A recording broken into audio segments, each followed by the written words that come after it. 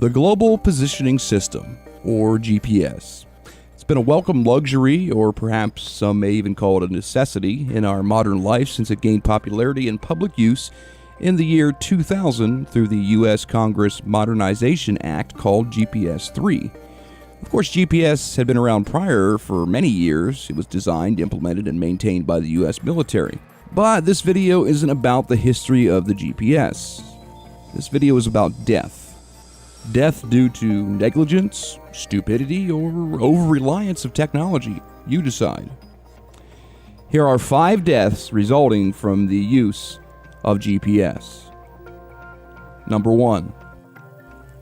In March of 2011, Albert and Rita Penticton, not sure if I'm pronouncing that correctly, of British Columbia, Canada, were traveling in their Chevy Astro van. They had been on their way to Las Vegas to attend a convention and at some point decided they would take a more scenic route. After all, who wants to just see miles and miles of interstate, right? Well, Rita and Albert took along their trusty GPS for this trip and followed its directions to the T. They had attempted to reach Mountain City, Nevada, but their GPS's instructions somehow diverted them onto a remote road in the desert mountains. Their van slid off the road and became stuck. After days had passed without any contact from the couple, the family began to worry. Unfortunately, Albert or Rita never told anyone of their intended route, so when searches began, it was unknown as to where to even begin. Nevertheless, searches were unfruitful and eventually they were abandoned altogether. About 2 months later, some hunters came upon Rita Penticton barely clinging to life at the site where the van initially slid off the road. However, Albert was nowhere around, and it was nearly 2 years after the fact that his body was discovered. Evidently, he had left Rita and the site to attempt to find help. He made it about 7 miles in the desert before it's suspected that he died from exhaustion and dehydration. Number 2. California's Death Valley has been notorious for taking lives over the years, and in August of 2009, Alicia Sanchez, along with her 6-year-old son Carlos, had been traveling in Death Valley following the turn-by-turn directions of their onboard GPS. Not a lot of other detail is known about this case, other than the fact that Alicia was found about 5 days later by a park ranger.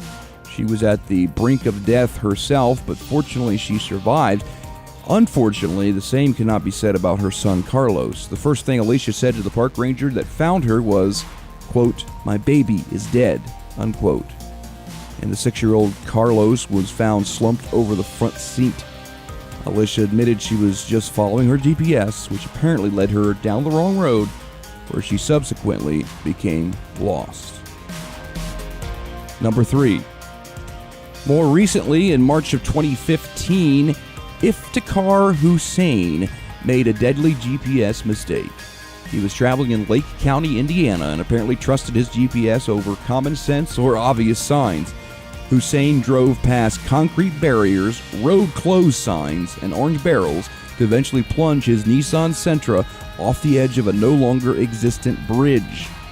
The Klein Avenue Bridge in Lake County had been closed since 2009, and upon impact the car burst into flames, and miraculously, Hussain survived the fall.